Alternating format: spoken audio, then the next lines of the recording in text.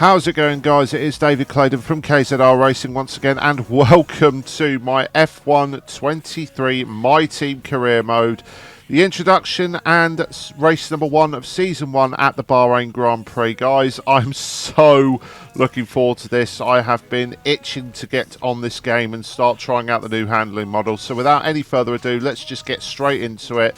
My Team Career Mode. We're going in as a newcomer. Along with, you do have the option of midfield challenger and championship contender, but we're not making this easier for ourselves. We're going to start straight at the back of the field as a newcomer, and we're going to work our way straight up to the front of the field with some interesting decisions that I've made in regards to not only settings but engine. We're going to go for the full season, the full 24 races on the calendar. No custom season just yet. Now, for the settings that we're talking about the acclaim, cash, and the acclaim, cash, and resource rate for both AI and player. And as you're about to see, what I'm going to do is I'm reducing everything for the player and increasing everything for the AI. We're going to make this as difficult as possible for ourselves to really make this run up to the front worth it. As you can see as well, we're just changing the fault rate and fault and the fault occurrence, the severity for the mechanical faults on the car. We're also going the full session practice and qualifying and the new 35% race distance. A little bit, it's going to be a little bit shorter and sweeter with the videos. We'll enable the My Team icons, save doing it later. And as we as we go into our career, we're going to be met with Ollie. Welcome to My Team. Here you'll experience the world of Formula One not only as a driver, but as the owner of a brand new F1 team. First things first, let's create your driver. So just a few basic little things we're going to go through. I'm not going to reveal the livery of the car in this section. That will be done on the car reveal. I'm just going to go through all the details with the overalls and the actual character itself. Same default selection that Codemasters have always had in their back pocket, because a lot of these faces that you see have all been face scanned from other F1 YouTubers, so you may have already seen Tim at Marduk, and Arava will also be on here as well, somewhere down there near the bottom. But yeah, not a lot, not much has really changed in My Team Career Mode. It's a little bit disappointing. They've put a lot of the stock into the new Breaking Point story for this series, but we've selected the usual face I go with, and the United Kingdom flag. We've also done our name, but we don't have our surname on audio, so we have to go for, as you can hear, Davidson in the background. Number, very easy for me. I have it tattooed on my arm. I've had it since I was doing grass track racing as a kid, number 54. And that will lead us on to the next part, which is the helmet and overall customization. Again, not much to choose from. We've only just accessed the VIP pass, so we're going for one of the more fluent helmet designs. It's similar to what I had in F1 22, just not as extravagant. And then we'll go through all the colours. I've gone for a deep blood red. I've kept the gold that's on there, the dirty gold, and replaced the green with the black. But for the overalls, we've got the same black and gold on the overalls when we select the appropriate ones. They're not very good selections, but we just this generic one here that we get at the start just seems to be the better one. But also making use of the copy colour feature at the bottom of the screen, as you can see. But what we've done, we took the same black and gold from the helmet design, but instead of the blood red, because obviously Ferrari being that same red colour is not something I want to copy. So instead we've gone, as you're about to see, for a very deep Cadbury's purple, which I think looks really nice with the black and gold. Just a nice nice different colour on the grid. We haven't really seen a purple car for in F1. So we'll do the same with the gloves as well as we go through and change all the details on here, and that should hopefully lead us to. I'm doing this voice post recording, so if I jumble up somewhere, you may not. Great. Now let's set up some of the key details of your new team. We'll start with an easy one. What name would you like to give the team? Ollie interrupting me there, but the name. Nice. Now, some kind of income stream is critical. The name easy, KZR Racing. Now we're onto this part here with the sponsorship. Team up front. This is vital to cover the early investments we need to make. They'll also provide a valuable weekly income for us. Each sponsor has a goal they want the team to achieve. If we hit that goal, the sponsor will pay us an additional goal bonus. Okay, so pretty simple thing with the newcomer, as I said in my prelude video.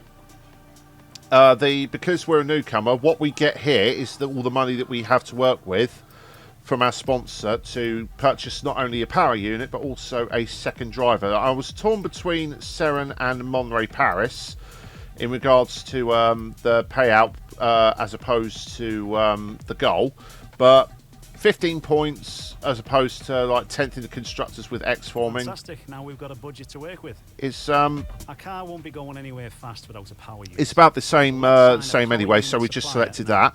Now we're going into the power unit, and we've got 4.25 million to work with. But as you're about to see, with the power units, as you can see, pretty much similar to what they were. A few little tweaks with in regards to performance and durability, but like I said, we're going to make this very difficult for ourselves. We're not taking the easy route. We're going for Renault. We're going to take the Renault power unit, lowest performance, lowest durability. We got a lot of work to do, but I'm going to enjoy. So now we're going to select this. We almost have all the key partners for our team now, but we still need a teammate for you. The higher a driver's experience, the more resource points are earned to spend on vehicle upgrades. Drivers earn acclaim based on their performances. When a driver earns enough acclaim, they will level up. So this is the pool of debut drivers that we're working with from F2. These will all differ every time depending on the save state. But Mariano Sato, son of Takuma Sato, Jack Hughes and Roy Nissany, Marcus Armstrong. He's a familiar character. But we've got the money. We're going to take the best one available to us, and that's Felipe Drugovich. We can add more sponsors to the car as we sign them throughout the year. And don't worry, we can edit our look at any time from HQ. So we're going to skip through the livery for the car because that's not something I want to show just yet. We'll show that on the unveil. We're just going to go through the team colours and the logo, which I think are pretty cool. And now we're going to go to the cutscene introducing the team and the new car. New year, new drivers, new team. Welcome and great to have you with us as we move far away from the paddock to the headquarters of the newest outfit on the Formula One grid. We've been granted exclusive access with an interview not just with the team owner or the star driver, but both. Because for the first time in modern F1 history, the team owner is behind the wheel themselves. Now is a great time to bring a new team into the sport, particularly off the back of such compelling competition last year. 2022 saw huge regulation changes, and it was Red Bull who came out on top in the development race. But that was last year. This year could be a very different story. Let me tell you, this facility is an absolute hive of activity, and there is a palpable sense of excitement around the car they've built. Quietly, they truly believe they can challenge at the top, and they've had the time now to craft a hugely competitive race car. But theory is one thing, and taking on the brightest lights in motorsport is quite another. So how does the owner of F1's 11th team feel as they prepare to be thrust into the limelight of the F1 circus? New driver lineups, Qatar returns, Las Vegas debuts, and the engineering race continues to push the sport and the drivers to new heights. What are they aiming for? Most excited about? Most nervous for? Well, soon we will meet them to find out. But first, let's take a look at the brand new car.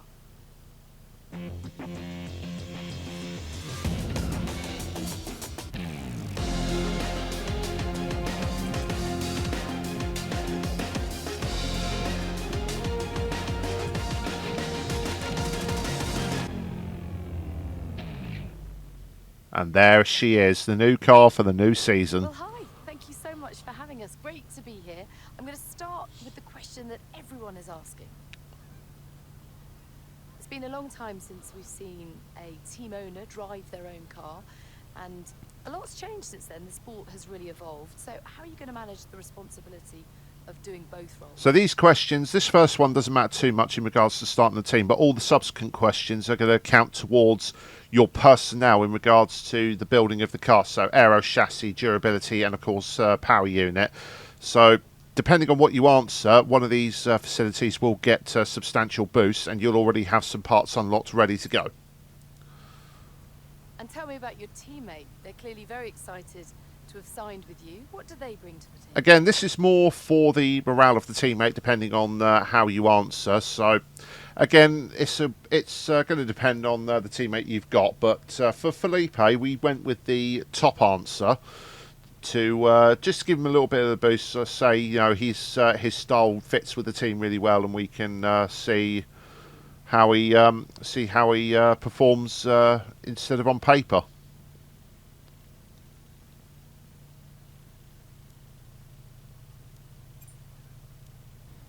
So tell me about the work on the car. It's clearly a blank canvas. You've done a lot. What have you prioritised? So these are the questions that are going to start affecting the car. So you'll have the choice between durability, power unit, chassis and aero. So with the first one, we went with the aero. The chassis, sorry. There's no getting away from the fact that your competitors have a huge amount of Formula One experience. You are a total newcomer. Tell us where you see the opportunities to make those vital performance gains. Again, we got again, this is another question that will affect the performance of the car. So you'll notice a pattern here with some of my answers. I've gone for a balance between aero and chassis. The first one was the chassis answer, which is a light and nimble car. This next one is for drag reduction on the aero. Now, ultimately, your success this season will be determined by whether you can take positions from other drivers. Where do you believe this car has the edge? Again, this is another question with the four main personnel in regards to the car. This one, I believe, I went with the chassis on this one in regards to the weight distribution of the car.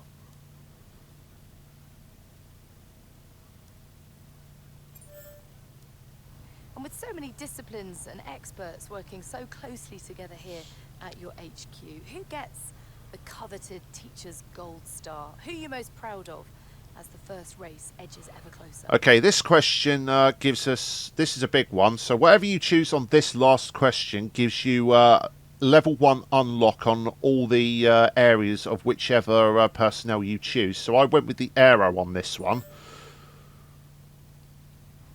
Well, I could talk to you all day. Thank you so much for your time, but I better let you get back to work. There's plenty more still to do. All the very best for your inaugural F1 season.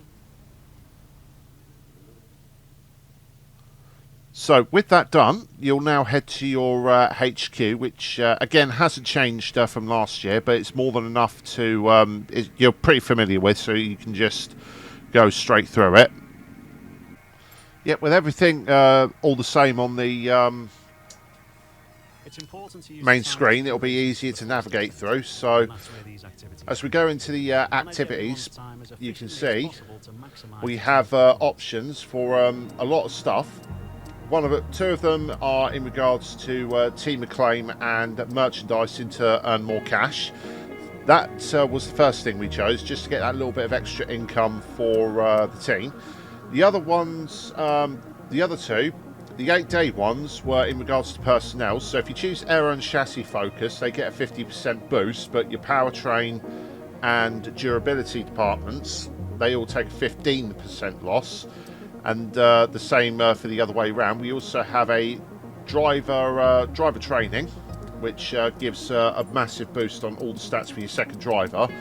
and the 6th and the other final one was a pre-season touring campaign. But for the second one, we went with the aero and chassis focus just to get the just to get a head start on everything with developing the car.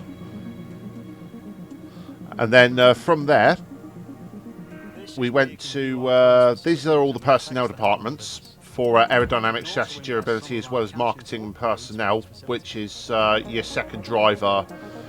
The personnel is your second driver training part. So every part you upgrade on the personnel department is helps towards your second driver.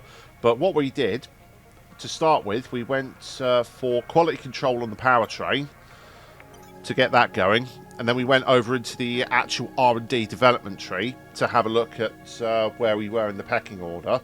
So from there, we had a look at bits for the engine, but we decided instead, after looking around, we have a head start on the aero department with drag reduction. So we went back in there and started off with a front downforce upgrade, just to get a better turning in the corners. We're also guaranteed to get it before, providing it doesn't go wrong, we're guaranteed to get it before we get to Bahrain, as opposed to the chassis upgrade, which doesn't get there until after Bahrain. So just something to give us a little bit of an edge at the start of the season, just to see where we stand in the pecking order. We're actually not too bad on the aero, just around the mid table on the aero development, but chassis is the chassis and engine is really the weakest points, unfortunately, which we do need to upgrade at some point.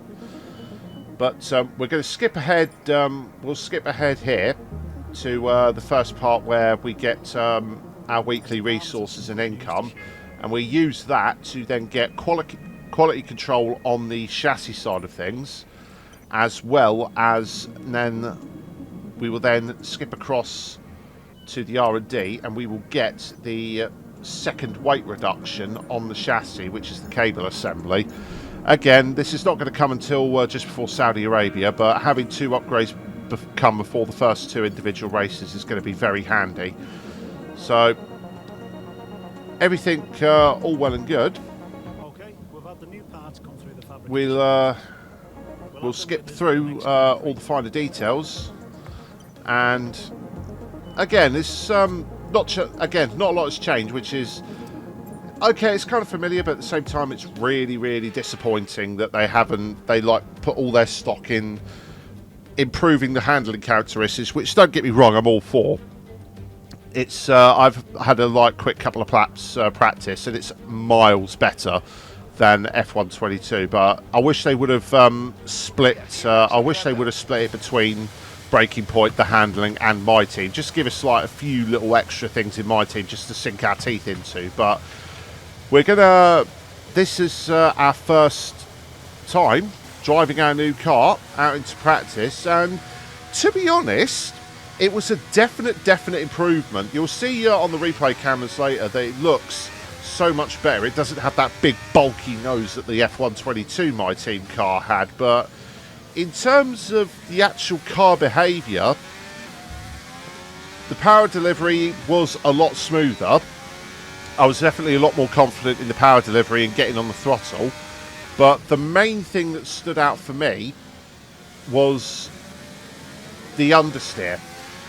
F122 had horrendous understeer. It's just, you had to back off so much just to get the front of the car turned in. But in this one, the understeer is there, but you can actually drive around it. You can drive around it yourself, or you can work around it with the setup.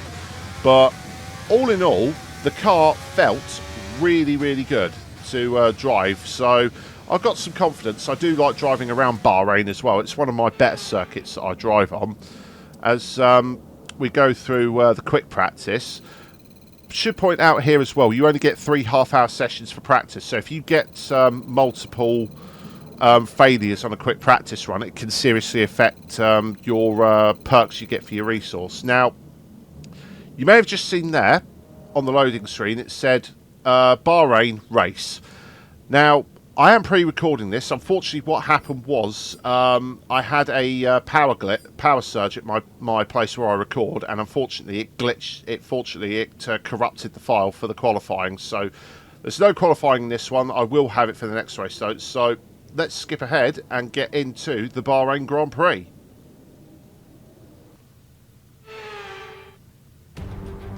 Months of rumour and speculation all come to an end today as we return to racing for the opening event of what promises to be an enthralling season. Welcome along then to round one of this year's Formula One World Championship. There's no shortage of passing opportunities around the 3.36 miles of the Bahrain International Circuit, with the best, of course, at turn 1, and then another soon after into turn 4. 15 corners here, 6 to the left and 9 to the right, and we could see 1 or 2 flat spots into that tight left-hander of turn 10. Before we begin, let's take a quick look at the grid lineup for today's race. World champion Max Verstappen starts from pole position, with Charles Leclerc alongside. Moving on to the rest of the grid, we have Perez, Russell, Hamilton, Sainz, Fernando Alonso, Norris, Ocon, Gasly, Tsunoda, Stroll, Magnussen, Oscar Piastri, Albon, Davidson, Bottas, Joe, Hulkenberg, Sargent, De Vries, Sargent. It's almost time for the lights to go out, so let's head down to the track where preparations are underway. A new season then, a clean slate where anything could happen. Anthony Davidson is with me today as once again we get another year of Formula One underway. We're into those tense few minutes before the first race then. Everyone's a little bit nervous about reliability. They haven't been running in the hot, turbulent wake of other cars in practice, and they've not been pushing at 100% for long durations. Let's hope no one has to deal with any nasty surprises. Yeah, as I was saying, for my qualifying, where I am 16th on the grid, I was only P15 after Q1 anyway, so it didn't really matter. I just got through into Q2 and skipped to the end of it just to carry on with the race to save all the hassle and time it would be to redo qualifying.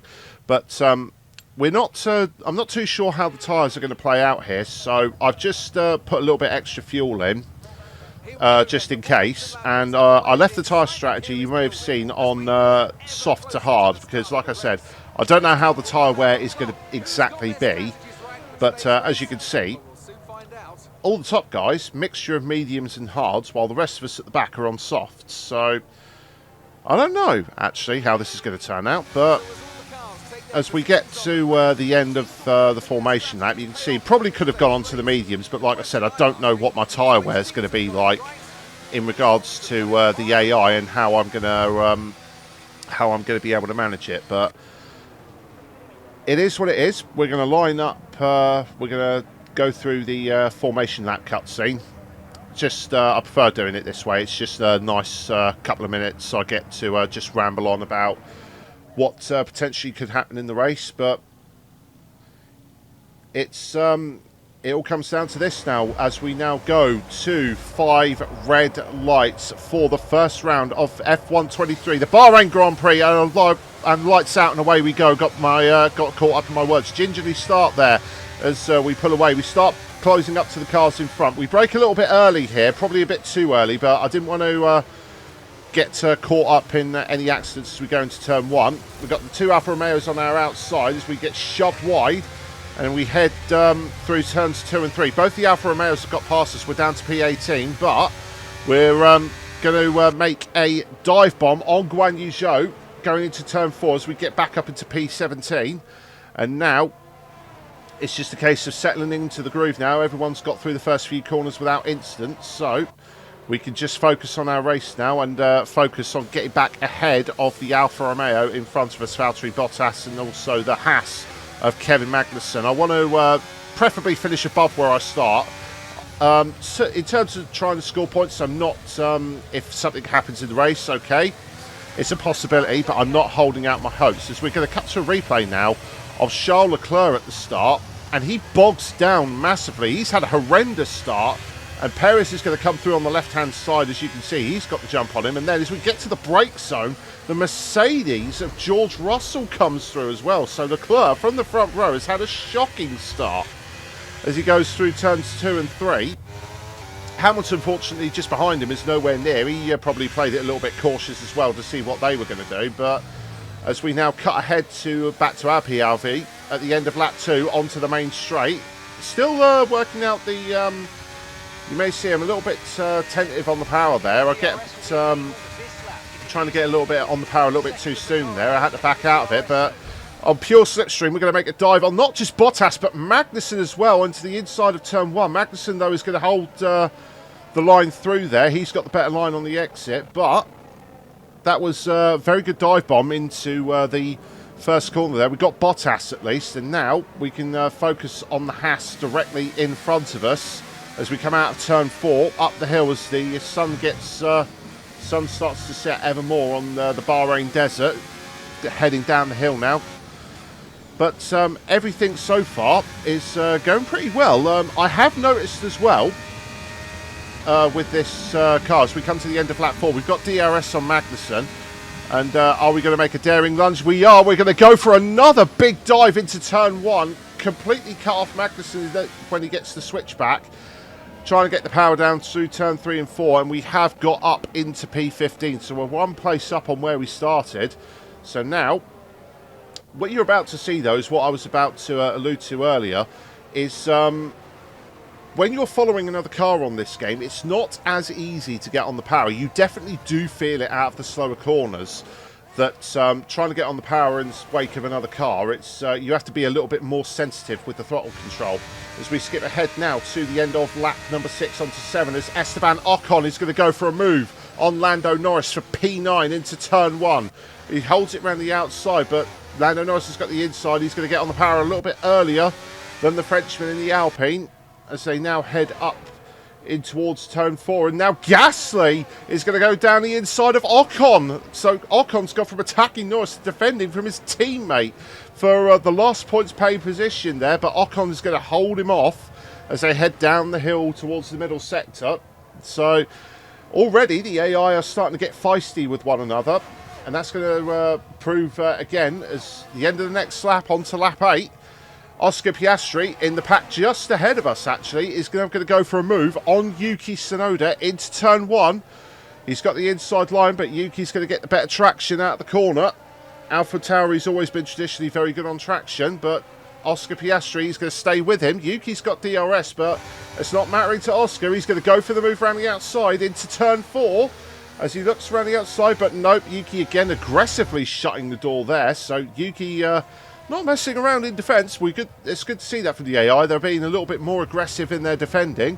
But all this fighting, as you can see, just in the background, is allowing us to get closer to the back of Albon. So we're not totally out of getting towards this fight. We're on to lap 9 now. Not a lot happened in that first stint with us. It's going to be a theme throughout this race. As soon as the field starts springing out with these early cars, you tend to not have a lot going on. But we are pretty close to Albon as we go down the hill into the middle sector. We're going to head towards turn 10 now, that hairpin. And I really want to get ahead of Albon before the pit stops. So we think about it, we size him up, and we're going to go for an audacious move into turn 10, down to first gear to get the car stopped.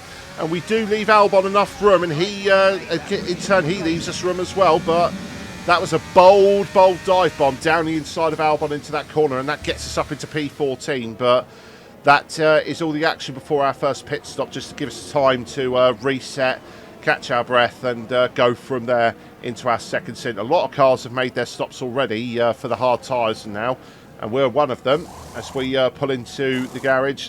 Safe and steady stop from the team, nothing too extravagant there, but as we come out the pit lane, I do believe we are only just behind Yuki Tsunoda, and he was at the head of that pack for P12 or 11, I believe that was. So we may gain quite a bit in this undercut, actually. If that's the case, that's probably going to be the way to go for most of these circuits, as we chase after the AlphaTauri driver towards the end of lap 10.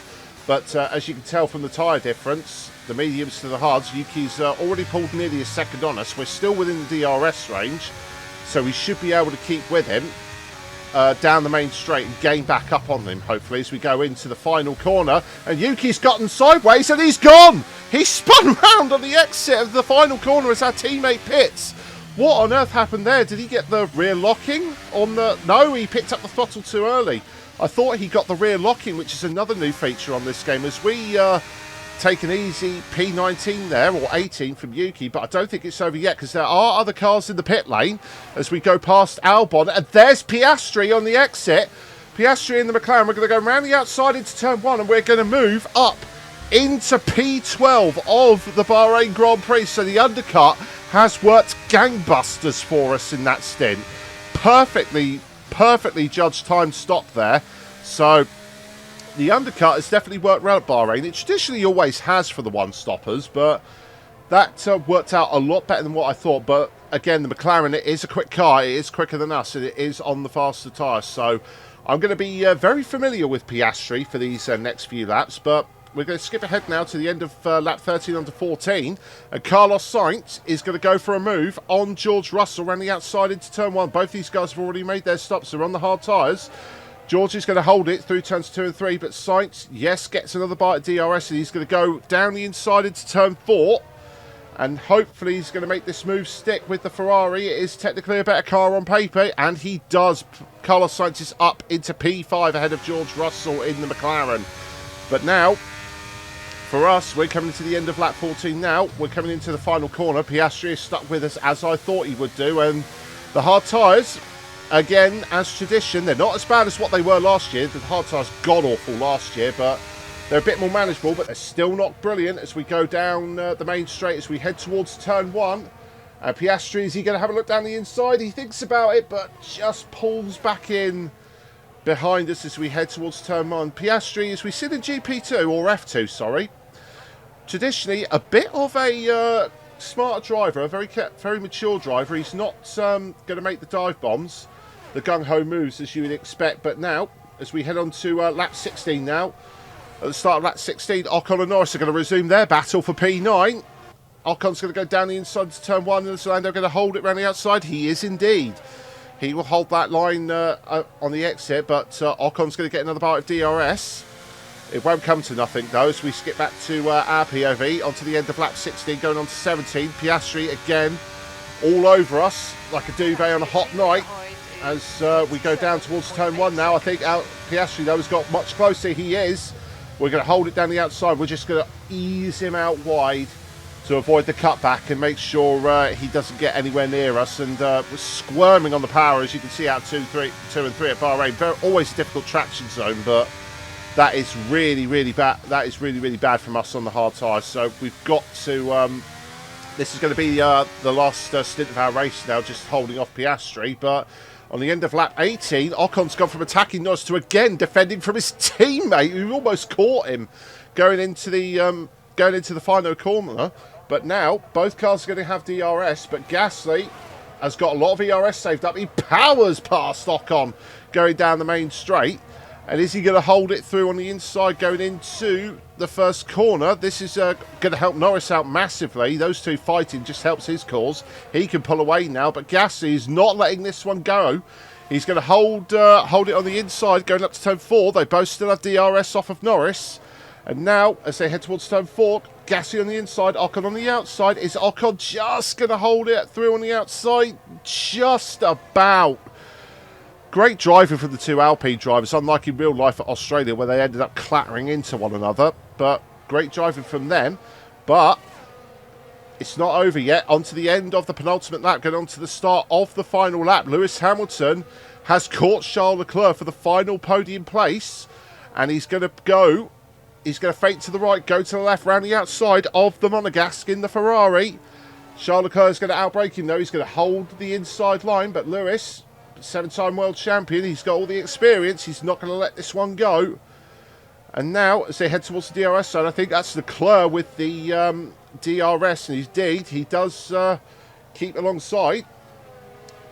as they head through turn 4. Lewis Hamilton's going to have the line around the outside, and does. He moves up into P4, but also on that exact same lap, you can barely just see it through this murky replay camera. I hope that is a glitch that gets fixed by Codemasters, but George Russell powers past Carlos Sainz down the main straight, overtakes him before they even get to turn 1, and Fernando Alonso lurking in the background there in the Aston Martin.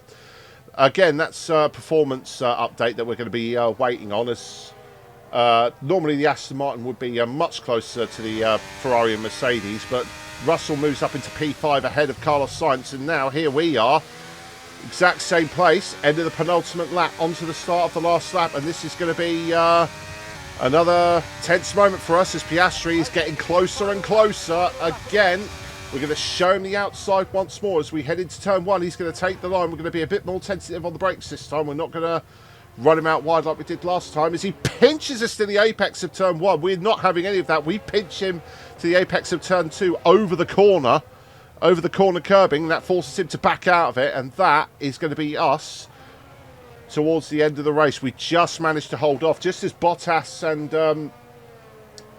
Albon caught up in all the drama. One man has had no drama, though, is Max Verstappen, who's going to cruise to the first win of the season at the Bahrain Grand Prix. Max Verstappen wins the Bahrain Grand Prix.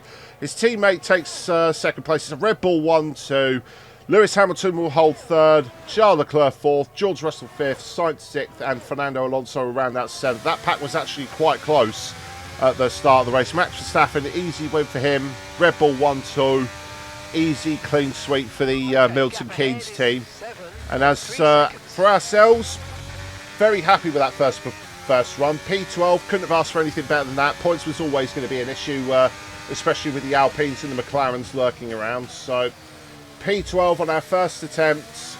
We learned it was always going to be a learning curve for us on this race. We pretty much jumped straight in the deep end, but P12 at the Bahrain Grand Prix in our first outing. Very, very happy with that.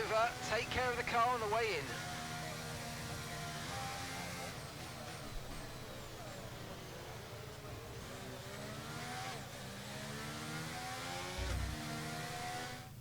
So as they climb out of the car, the Red Bull team are ready and waiting to celebrate a thoroughly deserved win. And talk to me, what do you think it was that sealed the win for them? I really feel the track layout combined with the track temperatures we saw today suited their car. These cars come alive when the tyres are just at the right temperature, and the driver did a great job managing that as well. They just look so comfortable out there. It's like anything, it always looks so easy when it all just clicks. Red Bull put up an outstanding fight for the front position today, and it's great to see it paid off for them. They do so much for the sports that you can't help but be delighted by today's race win.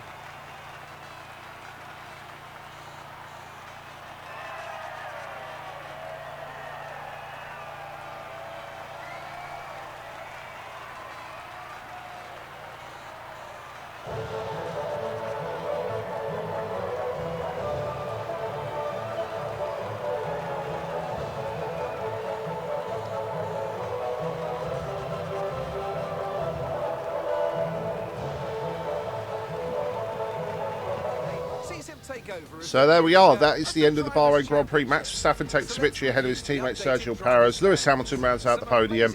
Charles Leclerc in fourth. George Russell fifth. Carlos Sainz sixth. Fernando Alonso seventh. His teammate Lance Stroll in eighth.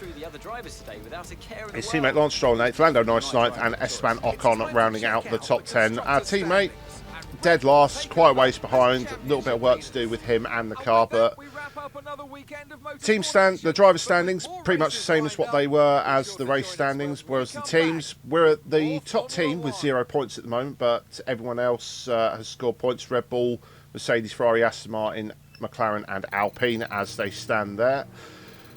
As we go through towards the end of this, all our claim for the team and the drivers.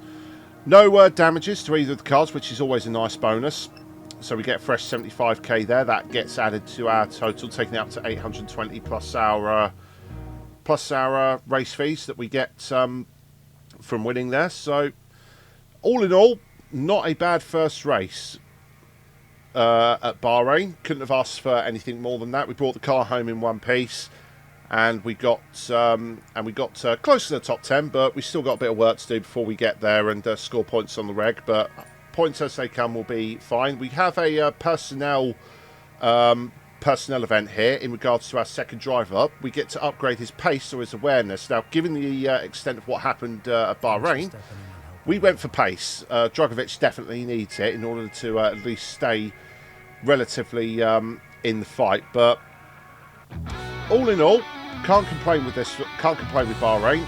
So that's going to be it from me, guys. If you did enjoy this video, do feel free to leave a like and share this video around. It really helps. Subscribe to the channel and turn on notifications so you don't miss another one of those videos. I am David Clayton of KZR Racing, and I will see you next time for the Saudi Arabian Grand Prix. Goodbye.